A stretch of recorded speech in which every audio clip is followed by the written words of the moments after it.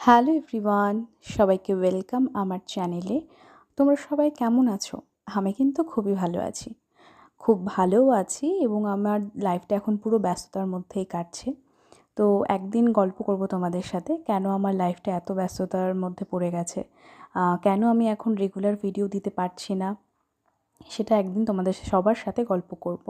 মানে আমার ভিডিও করা হচ্ছে কিন্তু ভয়েস ওভার দেওয়া হচ্ছে না, এডিট করা হচ্ছে না, এর জন্য আমি ভিডিও আপলোডও করতে পারছি না। তো যাই হোক, আজকে তোমাদের আমি আরেকটা নিরামিষ রান্না দেখাবো। তা প্রথমে আমি কলাইয়ের ডালের বড়ি ভেজে নিলাম। আর আমি পেঁপে, আলু, ফুলকপি, মূলো, একটা পুঁইয়ের ডাঁটা ছিল সেটা দিয়েছি, আর দুধ কচুর ডগা, এগুলো ভালো করে কেটে ধুয়ে নিয়েছি। এবার কড়াই একটা শুকনো লঙ্কা ফোড়ন দিয়ে, তাতে 5 ফোড়ন দিয়ে আর সামান্য আদা থেতো করে দিয়ে, এবার আমি সব সবজি একসাথে দিয়ে ভালো করে একটু ভেজে নেব। ভালো করে ভেজে নিয়ে এবার আমি একটু পরিমাণ মতো নুন আর হলুদ দিয়ে দেব, দিয়ে আবারও ভালো করে ভেজে নেব।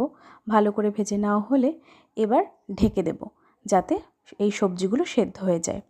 আর ওইদিকে আমি কলাইয়ের ডালের বড়িগুলো ভেজে রেখেছিলাম, সেটা আমি একটু ভেঙে ভেঙে নিলাম, তাহলে তাড়াতাড়ি সেদ্ধ হয়ে যাবে, এগুলোর সাথে মিশেও যাবে সবজির সাথে, বেশ খেতেও ভালো লাগবে। তো দেখো, সবজিগুলো সেদ্ধ হয়ে গেছে, আর আমি বড়িগুলো ভেঙে নিয়েছিলাম সেগুলো আমি এই সবজির মধ্যে দিয়ে দিলাম। এবার ভালো করে মিশিয়ে নেব। এবার আমি সবজিগুলো একটু ভেঙে ভেঙে দেবো, যাতে একটু মাখা মাখা তরকারিটা হয়। তোমরা করে খেয়ে দেখো, তোমাদের সত্যি ভালো লাগবে। আমার তো খুব ভালো লেগেছে। আমার কর্তামশাই তো শুধু এটা দিয়ে ভাত খেয়ে নিয়েছে, আর কিচ্ছু খাবে না বলল। তো তোমরা এই সোমবার নিরামিষ দিনে কিন্তু এই রান্নাটা করে খেতে পারো, তোমাদের অবশ্যই ভালো লাগবে।